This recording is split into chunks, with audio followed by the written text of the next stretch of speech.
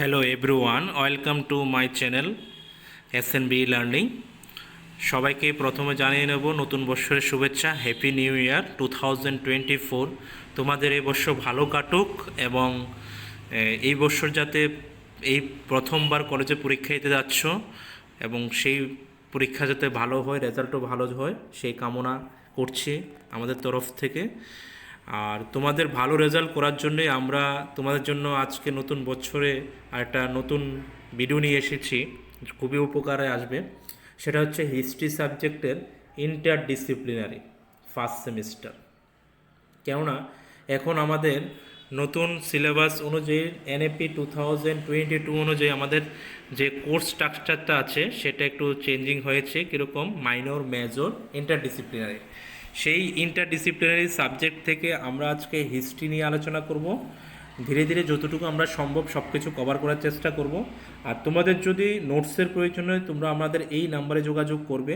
আমরা already minor এবং interdisciplinary থেকে মাত্র হিস্ট্রি দিচ্ছি, আর মাইনর থেকে পলিটিক্যাল সায়েন্স এবং এডুকেশন দুটো সাবজেক্টের সাজেশন আমরা অলরেডি দিয়ে দিয়েছি এবং বিভিন্ন কলেজের স্টুডেন্ট আমাদের থেকে অনলাইনে সেই সাজেশান নিয়ে নিয়েছে এবং ওদের বিভিন্ন ইন্টারনাল যে পরীক্ষাগুলি হয়েছে সেই সাজেশান থেকেও কমন এসেছে, বা কলেজ থেকে যে সাজেশানটা দিয়েছে সেটা আমাদের কোশ্চেনের সাথে অনেক অনেক কিছুই মিলেছে, অ্যাসাইনমেন্টও মিলেছে। সেই জন্য আমাদের সাজেশান আশা করি তোমাদের কমন পড়বে। তোমরা যদি যাদের মাইনর সাবজেক্টের মধ্যে পলিটিক্যাল সায়েন্স এবং এডুকেশন আছে তারা ভিডিওগুলি দেখে নেবে প্লেলিস্টে গিয়ে। ফার্স্ট সেমিস্টারে একটা প্লেলিস্ট করা আছে, ফোল্ডার আছে, সেখানে গিয়ে। এবং নোটসের জন্য প্রয়োজন হলে ঘরে বসেই তুমি নোটস নিতে পারবে। এই নাম্বারে যোগাযোগ করে অনলাইনে আমাদের থেকে নোটস নিতে পারবে সামান্য কিছু পেয়ের মাধ্যমে। আর যারা আমাদের সেন্টারে এসে আগরতলাতে পড়তে চায়, আগরতলাতে যারা আছে পড়তে চায় তাদের জন্য বলবো আমাদের মিলন সংঘ সেন্টার আছে, সেই মিলন সংঘ সেন্টারে এসে আমাদের সাথে সরাসরি পড়তে পারবে, সেই সুবিধাও আমাদের এখানে আছে। তাহলে চলো হিস্ট্রি সাবজেক্টে ইন্টারডিসিপ্লিনারি কী কী পড়তে হবে সেটা নিয়ে আলোচনা করব। যাওয়ার আগে বলবো সাজেশন অনেক কিছু আমরা দিয়ে থাকি, কিন্তু লাস্ট যে ফাইনাল আপডেটটা থাকে সেটা থাকে টেলিগ্রামে। সেই কারণে টেলিগ্রাম চ্যানেল একান্ত প্রয়োজন। যারা এই ভিডিওটা দেখছে তাদেরকে বলবো, কেননা এখানে সমস্ত কিছু কোয়েশ্চেন পরীক্ষার আগ মুহূর্তে পড়া আমাদের পক্ষে সম্ভব নয়। তখন আমরা লাস্ট মুহূর্তে 2 থেকে 3টে করে প্রশ্ন আমি তোমাদের কমন বলে দেবো। সেই কমন প্রশ্নগুলি তোমাকে পড়লেই তোমার পরীক্ষাতে কমন পড়ে যাবে। তো সেই জন্য সবগুলি কোশ্চেন পড়ার দরকার। তাহলে তুমি বলতে পারো স্যার কেন তাহলে সবগুলি কোশ্চেন রেখেছেন? এই কারণে রেখেছি 2 মার্কস যদি সবগুলি কিছু কিছু দেখে যেতে পারো তাহলে তো আমাদের সিলেবাসটা তৈরি হয়েছে অ্যাকর্ডিং টু সিলেবাস অনুযায়ী। আমাদের যে সিলেবাসটা আছে সেই সিলেবাস অনুযায়ী আমরা এই সাজেশনটা তৈরি করেছি, এই কারণে মোটামুটি সব কোশ্চেনে রাখার চেষ্টা করেছি। কিন্তু ফাইনাল যে কোশ্চেনগুলি হবে ব্রড কোশ্চেনের জন্য সেটা আমরা টেলিগ্রামে বলে দেবো, টেলিগ্রাম জয়েন করে নাও। আর কথা না বাড়িয়ে চলে যাই সাজেশনে। ইউনিট 1 থেকে আমাদের এখানে 5টা প্রশ্ন আছে। আমি সব কিছু আলোচনা করবো না, একটু একটু বলে দিচ্ছি। ইন্দাস ভ্যালি সিভিলাইজেশনের উপর আমরা একটা প্রশ্ন রেখেছি, বুদ্ধিজমের উপর একটা প্রশ্ন রেখেছি, তারপরে রেখেছি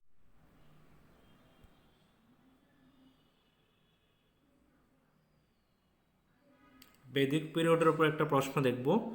তারপরে দেখে নেব বৈদিক পিরিয়ডের উপর আরেকটা প্রশ্ন আছে, ডিফারেন্স আর্লি এবং লেটার বৈদিক। আর চোলের উপর একটা প্রশ্ন রেখেছি। এখান থেকে যদি বলি সবচেয়ে ভালো করে দেখে নেবে, সবগুলি প্রশ্ন দেখা সম্ভব নয়, 1 নম্বর আর 2 নম্বর প্রশ্নটা ভালো করে তোমরা দেখে নেবে। তারপরে চলো ইউনিট 2তে দেখি। ইউনিট 2 তো প্রায় 6টা প্রশ্ন আছে। স্যার 6টা প্রশ্ন আমাদের পক্ষে পড়া সম্ভব না। আমি প্রথমে বলেছি আমাদের সিলেবাস অনুযায়ী সাজেশনটা তৈরি করেছি, কেননা তোমাদের 2 মার্কসে যাতে কমন পড়ে যায় সেই জন্য বলেছি টেলিগ্রামে জয়েন করে নেবে। তারপর লাস্ট মধ্যে আমরা 2 থেকে 3টে প্রশ্ন বলে দেবো। আর এখান থেকে কী কী প্রশ্ন রেখেছি, দিল্লি সুলতানের উপর একটা রেখেছি, ভক্তিবাদের উপর একটা রেখেছি, সুফিবাদের উপর একটা রেখেছি। তারপরে নিচের দিকে যাই, সেখান থেকে পাবে কি প্রোটেস্ট মুভমেন্টের উপর একটা আছে, আকবরের উপর একটা আছে, মোগল সাম্রাজ্যের পতনের উপর একটা আছে। সেখান থেকে যদি ভালো করে দেখতে চাও প্রথমে 2টো প্রশ্ন বলে দেবো। সেই 2টো প্রশ্ন আমি বলে দিচ্ছি কোন 2টো প্রশ্ন। একটা হচ্ছে ভক্তিবাদ, আর একটা হচ্ছে সুফিবাদ। এই 2টো প্রশ্ন অ্যাটলিস্ট আগে তৈরি করে নাও তোমরা এখন থেকে। এই 2টো প্রশ্ন ভক্তিবাদ এবং সুফিবাদ এই 2টো প্রশ্ন তৈরি করে নাও। তারপরে যাও ইউনিট 3তে। ইউনিট 3 থেকে দেখো রেখেছি, প্রথমত রেখেছি 1857 সালের সিপাহী বিদ্রোহ, তারপরে পলাশি, তারপরে এখানে আছে পার্মানেন্ট সেটেলমেন্টের উপরে একটা রেখেছি, তারপর রায়তওয়ারি, মহলওয়ারি, পার্মানেন্ট সেটেলমেন্ট একসাথে একটা প্রশ্ন করেছি। তারপরে এখান থেকে আছে রায়তওয়ার উপর আলাদা প্রশ্ন করেছি আবার।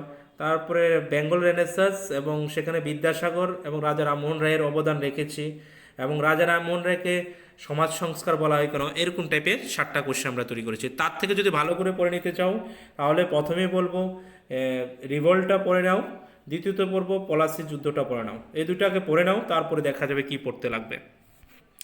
তারপরে ইউনিট 4 থেকে রেখেছি, দেখো ইউনিট 4 থেকে মহাত্মা গান্ধীর উপরে আছে সিভিল ডিসওবিডিয়েন্স, তারপরে আছে নন কোঅপারেশন মুভমেন্ট, তারপরে যদি যাই কোয়াইট ইন্ডিয়া মুভমেন্ট, আর কি আছে এখান থেকে সুভাষচন্দ্র বসুর উপরে একটা আছে,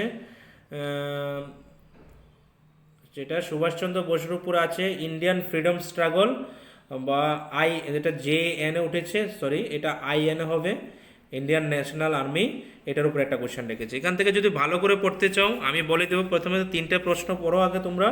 একটা হচ্ছে quit India movement, non cooperation movement, আর একটা হচ্ছে সিভিল ডিসওবিডিয়েন্স মুভমেন্ট। এই 3টাকে ভালো করে পড়ে নাও। এই হচ্ছে তোমাদের হিস্ট্রি ইন্টারডিসিপ্লিনারি সাজেশন। এবার প্রশ্ন বেশি থাকতে পারে, আমরা ছোট করেও বলে দিচ্ছি কোনগুলি তোমরা আগে পড়ে নিতে পারো, যেগুলি তোমাদের উপকার আসতে পারে। সেই জন্য টেলিগ্রামে জয়েন থাকবে, তোমাদের অনেক কিছু লাস্ট ভয়েসের জন্য, যেটা কমিউনিকেশনের জন্য সবচেয়ে সহজ পদ্ধতি টেলিগ্রাম। আর তোমাদের এই সাজেশন অনুযায়ী যদি নোটসের প্রয়োজন হয় তাহলে আমাদের নোটস এই নাম্বার থেকে পাবে, সামান্য কিছু পেয়ের মাধ্যমে।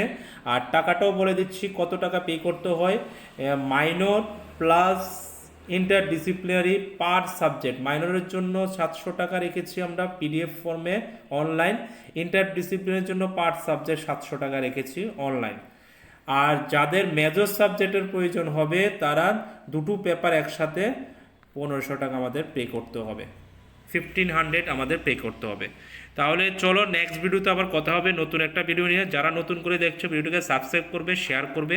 আর তোমাদের থেকে আমাদের একটাই রিকোয়েস্ট থাকবে যে তোমরা এই ভিডিওটাতে অ্যাটলিস্ট 50 লাইকস যাতে করে দাও, সেটা আমাদের তরফ থেকে একটা রিকোয়েস্ট। যদি ভিডিওটা পছন্দ হয়ে থাকে তোমাদের, একটুখানি যদি তোমাদের উপকার করে দিতে পারি তাহলে 50টা লাইক তোমরা ফিল আপ করে দেবে, সেই আশা নিয়ে আমরা থাকবো। পরবর্তী সময় তোমাদের জন্য আমরা আরও দারুণ দারুণ সাজেশন প্লাস ভিডিও নিয়ে আসবো, যদি 50টা লাইক আমাদের একটু কষ্ট করে পূরণ করে দেবে, সেই রিকোয়েস্টটা তোমাদের কাছে রইলো। তাহলে ধন্যবাদ, নেক্সট ভিডিওতে নতুন টপিক নিয়ে কথা হবে।